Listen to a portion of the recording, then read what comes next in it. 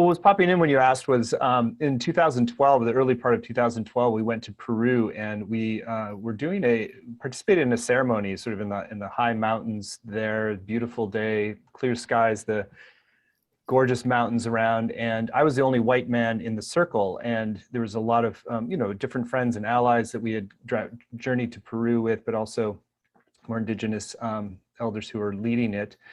And actually not elders, but they were indigenous leaders.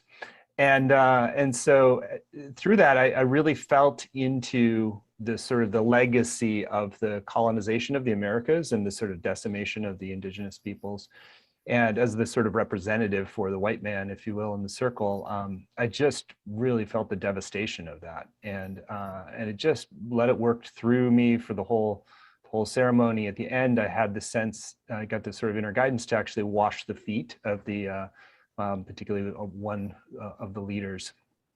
And it was sort of, it was just symbolically sort of like, kind of like enacting this cleansing that I think really, really needs to happen, which is while there have been evolutionary positives in the last era, there's a lot of wreckage that we need to come to terms with and a lot of damage that we need to come to terms with.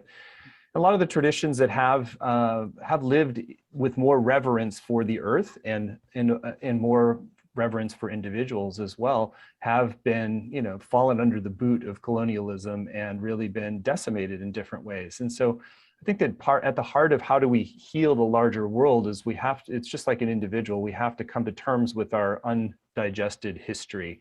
So America, as an example, has a tendency towards inflation, which manifested in the last presidency in a really dangerous and damaging way.